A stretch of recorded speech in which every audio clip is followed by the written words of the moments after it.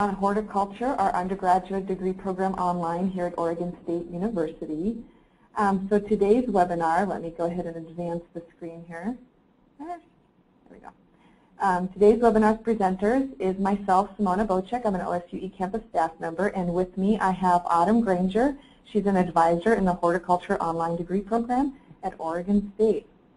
So before we get started, I want to go through what we're going to talk about today, and one thing I'm going to ask all attendees is to make sure to go ahead and hold off on your questions until the very end. We're going to get through kind of a short presentation here, talk about the program, about Oregon State eCampus, and the main university as well, and then go through admissions process and all kinds of stuff. And we'll give you plenty of time at the very end of this presentation for your questions, where you get a chance to talk to me and to Autumn. Okay? So let's launch into it. So first I want to tell you a little bit about Oregon State University, just in case you are not familiar with our institution. Our main campus is located in Corvallis, Oregon. If you have no idea where that is okay. If you want a kind of a reference point of where Corvallis is located, if you know Portland, which is our largest city here in Oregon, we are about an hour and a half south of Portland. Oregon State is a fairly old institution. We were founded in 1868, and we continue to grow in enrollment. We are now just a little bit over 24,000 students. The main thing about Oregon State that we like to point out is that we are a world-renowned research institute. And so one of the things that's very unique to us is that we hold a land, sea, space, and sun grant research designation. That means we are one of only 2 in the nation. And what that really means for our students and to our faculty is we bring in a lot of research funding to kind of conduct cutting-edge research in all sorts of areas. And so students benefit by either participating in this research or gaining the knowledge from faculty who are conducting this research. We are also a world leader in several areas, natural resources, conservation biology, fisheries and wildlife, ecological engineering, and agricultural sciences, just to name a few. And OSU is regionally accredited by the Northwest Commission on Colleges and Universities. So a little bit about OSU eCampus. So Oregon State University is our main campus, and the online programs are offered through eCampus. So all courses are taught or developed by OSU faculty, so you get the prestige and the knowledge of our faculty through our online courses. We have a growing program now. We are just a little bit over 30 online degree programs, so full programs online. But we have more than 800 courses online in various subjects. So you really have a diversity in what you can do through eCampus online. And one of the big questions we get from students is, will my transcript look different if I am an online student? And the answer is absolutely not. You receive the exact same transcript that you would as an on-campus student. So your diploma looks exactly the same as if you were an on-campus student here at Oregon State University. Essentially, when you complete a program here, you receive an Oregon State University diploma. And the curriculum essentially is tailored to online learning. So one thing that I like to talk about with prospective students is the fact that the classes are developed by OSU faculty, and they are taught by OSU faculty. And when faculty want to come and teach a course here at eCampus or teach a course online, they approach our staff and they say, I'd like to offer, for example, chemistry or biology or other types of courses online. And our staff takes that content that the faculty has developed and essentially creates it into the best world for online learning. So they take best practices in online learning and then we format the content for that. And the learning outcomes are exactly the same as you would have for an on-campus class. So really the quality that you would get an on-campus course at Oregon State, you're getting the same online. Okay. Another big question we get is, who am I going to be in classes with? So are you going to be in there with 18 to 24-year-olds? Or with freshmen? Sure, that could absolutely happen. But the average age of our online students is actually 33. More than half are women, and we now have students in all 50 states and 30 countries. So you really get a diverse group of students in your courses. So I want to talk a little bit about sort of the services that you get when you are an online student here at eCampus, because we know that there's more to being a student than just taking a class or completing assignments. So we really developed services to help you be successful here at Oregon State. So there's a few listed on the page right now. The one that the Student Services Center, I would kind of call that the mom and dad of eCampus. Essentially, if you're having any sort of issues with your classes, if you're having a hard time registering, or issues with ordering books, or if you just have a question, anything, or you need to schedule an exam, Student Services Center is the place to call, and they are available essentially 24/7, either by phone, email, or if you're close enough, you can actually walk in and visit them. Then we have library services. So eCampus has a full-time librarian for eCampus students. So if you need any help with locating books or articles for your courses, we have a full-time librarian that is available for you to do that. We also have online tutoring, because we know sometimes you get into a math class or a science class and you just need that extra help. We do offer online tutoring to our eCampus students. And kind of a new thing that we're offering now is career advising. We now have a career counselor available for eCampus students. So if you have questions about job opportunities or career paths that you may want to take with your degree program, we do have a career counselor available for you to do that. And then, of course, academic advising. If you're a degree-seeking student, you do get an academic advisor that will help you with your course selection, making sure you're progressing through your program and ready for graduation. And the very last bullet is definitely one I want to point out for prospective students. We now offer pre-enrollment advising.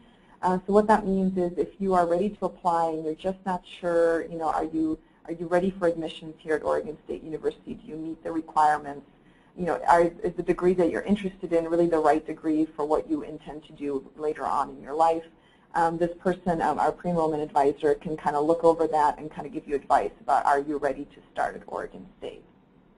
And if you need to schedule an advising appointment with her, just call the 1-800 number that's located at the bottom of the screen, or email ecampus@oregonstate.edu, and they will set you up with an appointment. Okay, so that kind of covers a majority about eCampus. I'll talk a little bit more a little bit later on in the presentation, but we want to get to the program that you are all interested in, so for our horticulture online program. So with me is Autumn Granger. Hello, everybody. As Simona said, I am the advisor for all students who are interested in pursuing our online horticulture major or minor. We do offer a minor for students. I've been with the horticulture department part-time since January of 2011, and I've really enjoyed my job, and I enjoy the students I work with. And so we'll get started, and I'll tell you a little bit about the program. So a little bit about our program and our students. The original audience for this online horticulture degree was people working in the field, so people who maybe had all of the practical hands-on experience, but for whatever reason lacked the formal degree. And I would say that these people make up probably about 50% of the students I work with. The other 50% of people are people who have always had an interest in horticulture and who maybe just haven't done anything about it until now. Some of these students already hold a bachelor's degree or other advanced degree. Just some general statistics. Our average student is about 35 years old and is female and lives somewhere outside of Oregon. So you can see our statistics for the horticulture program fairly closely mirror those of the eCampus population in general. So where do our students come from? Right now we have students all over the country, but we have some fairly large pockets of students in Ohio, Florida, Michigan, Texas, California, Florida, Washington. And our students they come from various occupational backgrounds. I have students that are artists, air traffic controllers, lawyers, just to name a few. So I want to say that the degree program, it includes the labs, the diagnostics, student-managed project, problem solving, all of that. All of the requirements for this degree, just to reiterate, can be completed where you are. Sometimes when students see, oh my gosh, there's going to be labs, do I have to come to campus? Everything can be done where you are. There isn't any need for you to ever set foot on campus unless you want to. And then students who complete the program earn a Bachelor of Science in Horticulture from Oregon State University.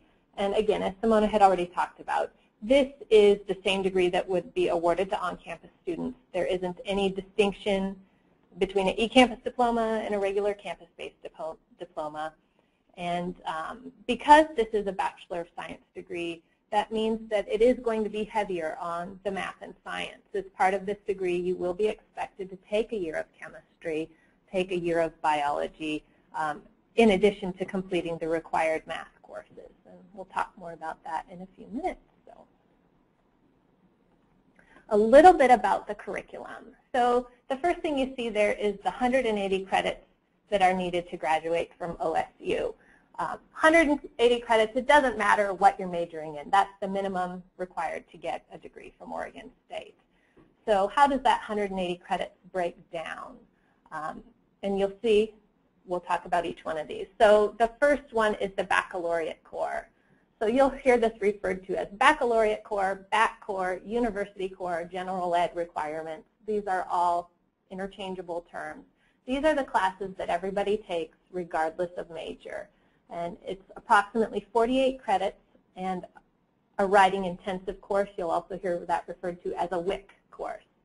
So the baccalaureate core is the first part of it. Then the horticulture major core is about 82 to 85 credits, depending on the classes that you select. Then the option requirements as part of the horticulture, the general horticulture option, are about 35 credits at the minimum. And then the electives vary. The electives are what you would take to get yourself up to that total 180 credits. Some people need a lot of electives. Some people won't need anything. I want to bring your attention to the biology requirement that's at the box at the bottom of the page. So this program requires a year of general biology, including labs. And so this isn't just whatever biology you want to go out and take. What we're specifically looking for is a year of biology that is geared towards science majors. This is the one requirement that can't be completed online through OSU. So most students complete this at a local community college or university. And then, for your information, a year of biology is either 2 semesters or 3 quarters, just depending on the system where you take the class. And I'm always happy to help students select the appropriate biology series at a community college or university near them. If you just email me, hey, I'm planning on taking my classes here, I can get back with you and let you know what classes will fulfill OSU's requirement. And then the sample courses, these are just some of the courses and topics that are covered each year in the general horticulture curriculum. The number of courses available grows every year, and again, this is just a sampling. For more detailed class descriptions, you can look in the online catalog through the Oregon State website. You can email me. I have sample syllabi of most every class, but things like weed management, plant identification, plant nutrition, plant propagation, those are all classes that are required. Everyone within the general horticulture major will take them. The other things like organic farming and gardening, the permaculture design and theory, restoration horticulture, diagnosing plant problems, those are all relatively new classes. And those are ones you may choose to take or not. They're electives in some of our areas here.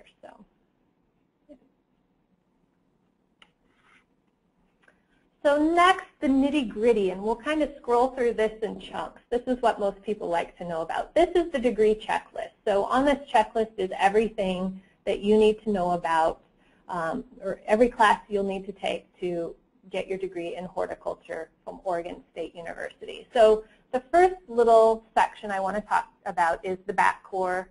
Here it's listed as the university core. Again, these are the classes that everybody takes regardless of major. You can see the types of classes, the writing, the speech, health and fitness, perspectives courses. Pretty much all of these classes can be completed at a college or university near you, so that's just something to think about. They can also all be completed through eCampus at Oregon State. The only note I want to make about the university core requirements is the COM requirement, so the speech requirement. So recently, OSU has changed the requirement so that all students have to complete a speech or a COM course. And so these courses are not currently taught online by OSU. So If you don't come in with this requirement met, it might be the one other class that you might choose to take locally. You can also complete your COM requirement online through one of the Oregon community colleges as part of our degree partnership program. And that's a whole nother topic for a whole nother day. But it can be completed online if you wish.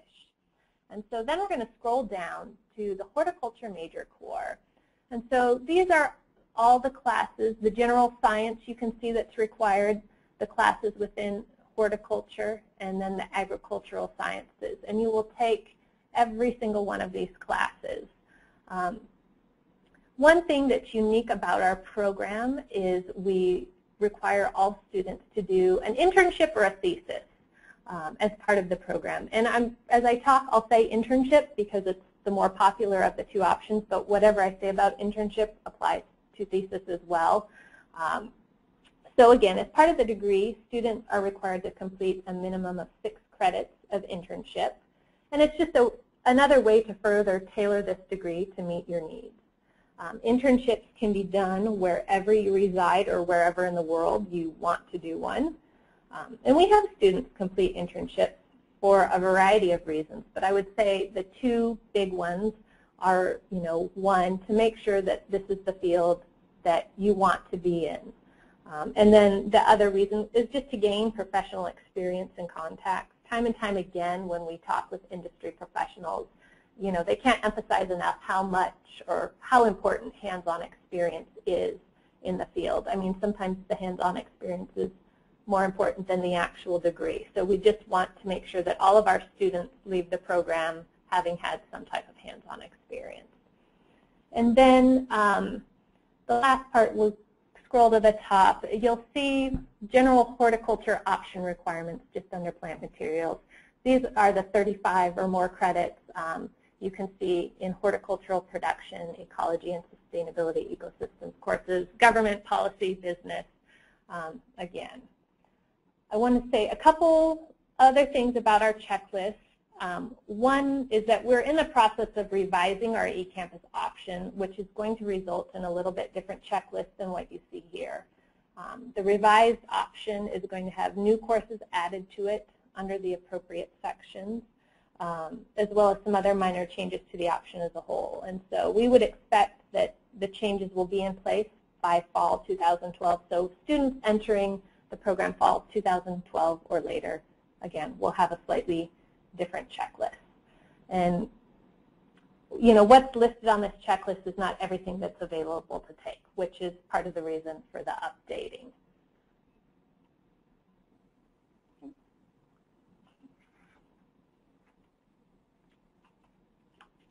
So then just a little bit about our faculty.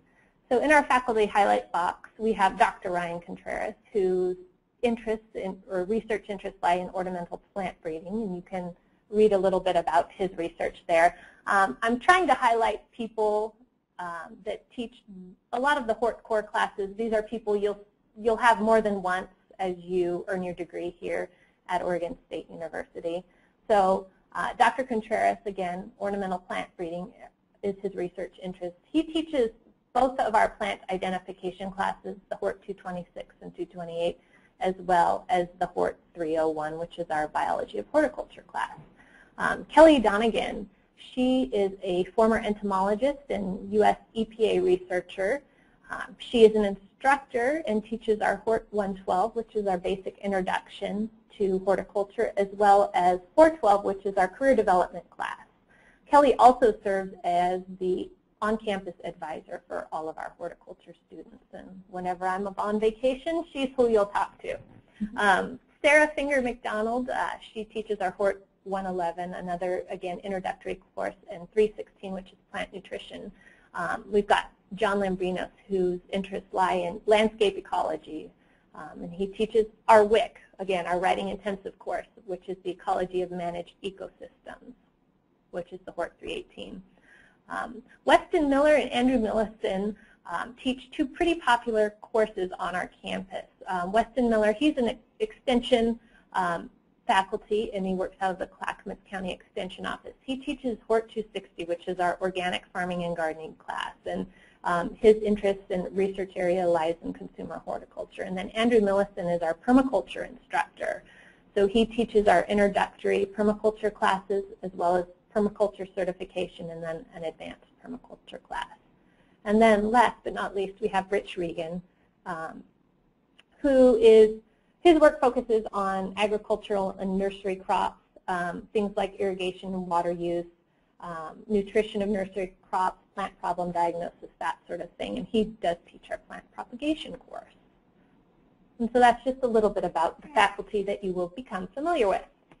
And then the career paths, you know, the field of horticulture, it really is diverse. And there are many ways you can go with a degree in horticulture. You can see some of the sample, you know, titles of prior graduates. We're really excited because this year we graduated our first 3 students from our online program in horticulture. And of the, you know, among the 3 of them, one was headed to graduate school, one is working for the EPA, and another one was working for the Forest Service. So even with that small sample of three students, you can get an idea as to some of the directions that the degree can take you. All right. So this is Simona again, and I am going to talk a little bit about the cost of the program because we know tuition is a major decision factor of whether or not you decide to attend here at Oregon State University online. So right now, our 2012-13 current tuition rates per credit for an undergraduate course is $260. And so a typical course at Oregon State is about 3 credits. So if you do the math, it's just a little bit under $800 to take a class. We do have financial aid, so if you're a degree-seeking student, you do qualify for financial aid. And what I encourage everybody to do is to go to the website that's listed on this page and really kind of do your research and read a little bit more about all the different financial aid options that are available. Big question we get asked is, are there scholarships or grants? And unfortunately for online students, there's not a lot available yet. We are trying to develop more options for our online students, such as scholarships. So more stuff is coming down in the future, but for now, the general financial aid is what's available. And I would just like to say, too, within the horticulture department, there are scholarships available for online students. So while there may not be as much from the university as a whole, you know, within the department, yes, we do award to eCampus students. All right. So if you are ready to apply, let me just talk a little bit about OSU's admission requirements. So all students apply directly to Oregon State University. So regardless if you're going to learn online or on campus, everyone applies to Oregon State. And the next thing you want to ask yourself is, are you a transfer first year or a post-bac student? So you want to determine which one you are, because that will help you which procedures you will kind of go through. So a transfer student is essentially anybody that has more than 36 credit hours of college credit. And so if you have less than that, you would be considered a first-year student. So a typical first-year student is someone who just graduated from high school. And then a post-bac, of course, is someone who holds a bachelor's degree already from either Oregon State or another institution and would like to gain a second bachelor's degree. So then you would visit oregonstate.edu/admissions and then follow the application procedures from there. And essentially what that means is you fill out an online application form. I believe there's a $50, $60 fee to apply. And then after that, admissions would notify you of your status from there. We advise students to apply at least 8 weeks. We're now saying even more like 10 weeks in advance of the term that you want to begin. So for example, for fall term, which classes start September 24th, you want to start thinking about making sure your application is in by August 1st. That's not a deadline, but that's kind of a best advice to us, so that you are ready to start on September 24th with no issues, such as ordering your books, making sure you're registered for classes, that you have gone through the orientation, all kinds of things as a new student, and you don't have any issues with beginning your courses. And then one thing we want to point out is that OSU is on a quarter-term system, so that means we have 4 quarters a year as opposed to a semester system. So if you are coming from universities that run on a semester system, we are a little bit different. Our courses run about 11 weeks long, and we have 4 terms a year. So that also gives you great opportunities to decide when you want to start. So So you don't have to start fall term. You can start winter, spring, or summer. Okay. And so we are to the question portion of the presentation. And don't worry about writing a ton of notes on the slides. You will receive a video of this presentation probably a day or two later with all of this on there. So don't worry about scribbling a ton of notes. We will get you a copy of this after probably by the end of tomorrow. So if you have questions, what you will see is there's a little question box on the right-hand side of your screen. So go ahead and type your question into there, and we will answer them as best as we can.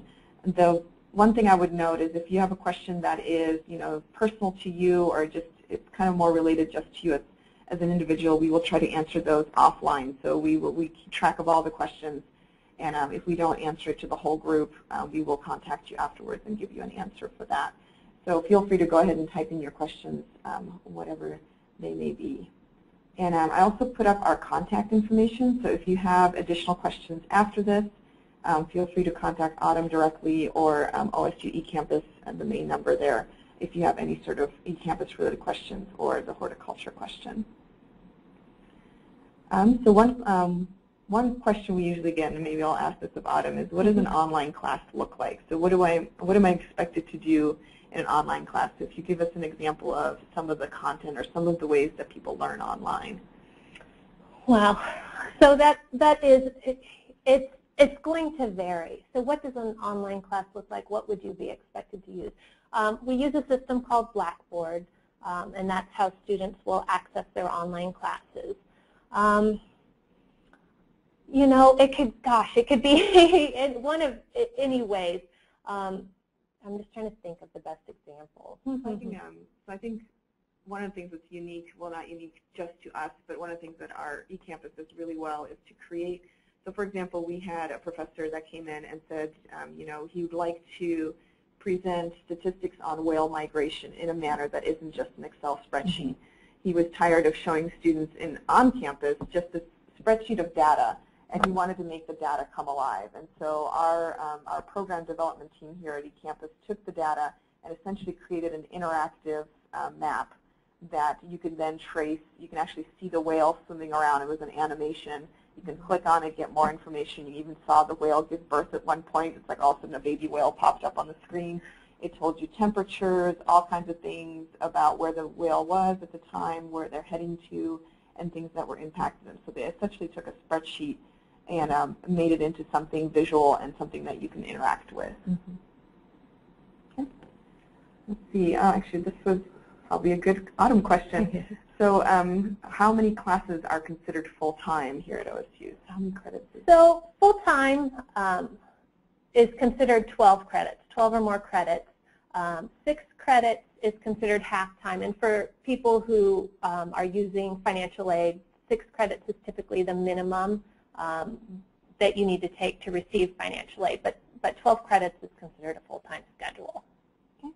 And this person has a question about they are taking the biology requirement right now locally. Can they start in their OSU classes at the same time? Absolutely. Absolutely. This is another thing, though, I guess I would consider your financial situation and financial aid because one thing to know is you can't receive financial aid from 2 schools at the same time.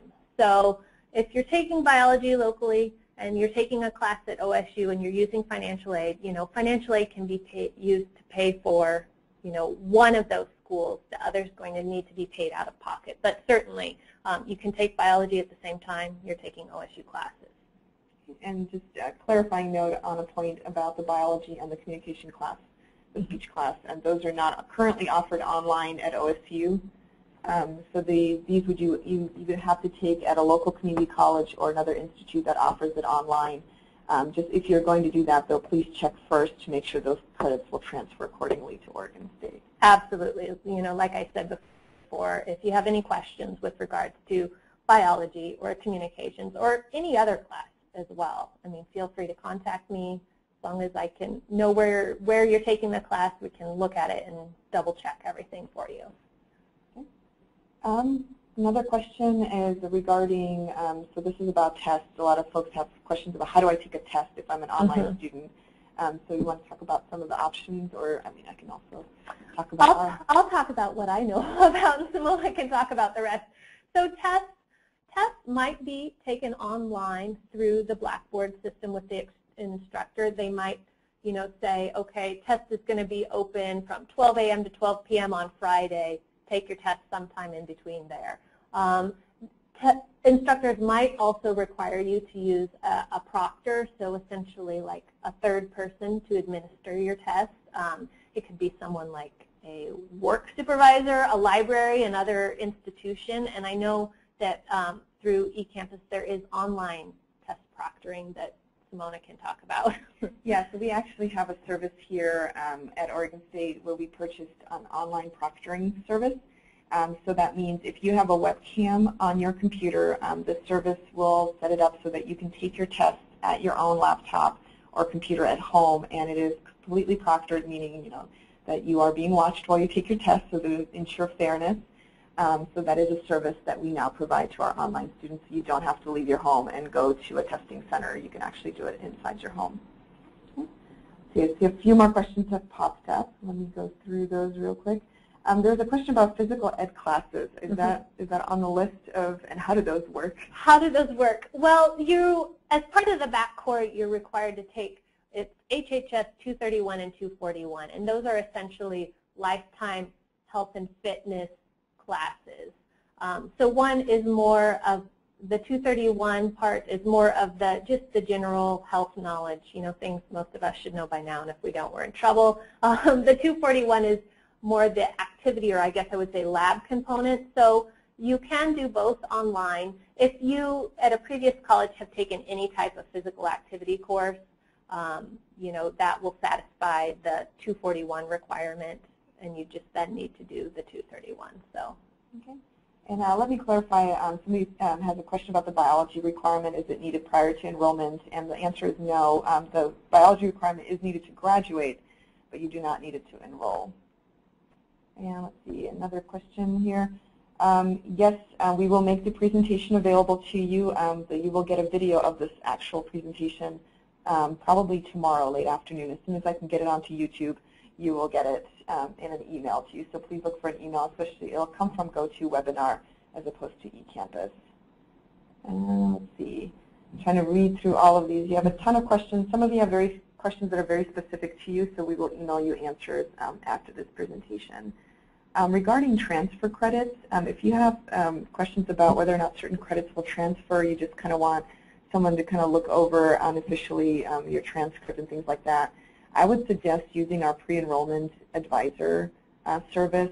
So call the 1-800 number and ask if you can schedule a pre-enrollment admissions advising appointment, just to make sure, especially if you haven't been in a university for quite some time and you might have transfer credits from 20, 30 years ago. So you might want to have somebody just to look that over first. Okay. And let's see, any more questions? Question about foreign language. Okay. Okay. So not everybody will need the foreign language.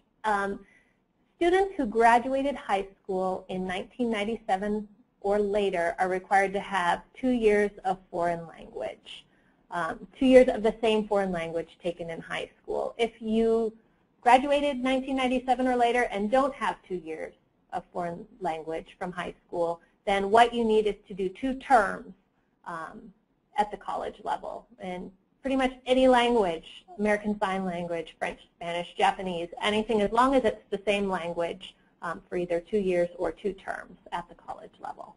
And if you graduated from high school before 1997, you don't need to worry about it. Mm-hmm. And a question about, is it possible to take one or more of the courses in person at OSU? Absolutely. Yep, you can certainly come take classes on campus, any of them that you want to, so yeah. Yeah, so one thing, as an eCampus student, you are a fully admitted Oregon State University student, so a lot of the same privileges that an on-campus student receives, you receive as well. So one of the things that we didn't mention is things like you can get an ID card, a student ID card if you wish.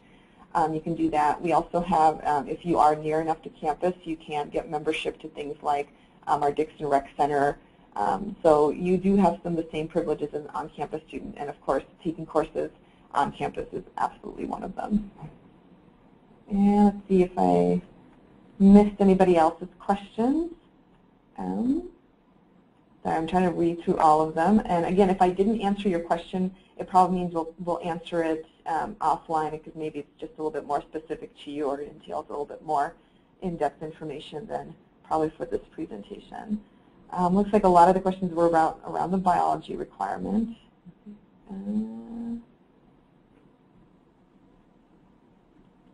Let's see, would a job be able to count as an internship? Absolutely. We take these we look at each one of these individually. So if you're somebody who's already working in the field, in the industry, it's very likely that your job would count for your internship requirement. We don't want to make it any harder on you than it has to be, you know, if you're already in the industry, to go out and find something else to do now. So yes, it's quite likely that current jobs could work towards the internship requirement. And there's another question about the internship requirement. Is there like a list of approved internships, or how does a person go about setting up an internship, and then how many hours would they need to do that? There are a couple of different ways that you can find internships. One, as you are an enrolled student within the horticulture program here at Oregon State, I maintain an advising email list, and we get lots and lots of announcements for jobs, internships, other things, not just from here in Oregon, but from all over the country. So as we receive postings for jobs and internships, we'll forward those out to students. And so that's one way. Also, another way that we will assist you in finding internships is through the Hort 412 class. So that's kind of our career internship exploration class. And so within that class, you know, we'll teach you different agencies, different ways to look for internships, how to present yourself professionally, both in person and on paper. You know, so we will assist you in any way we can. You know, we don't want to leave you hanging, but it's also, you know, your responsibility to do your part and be actively looking.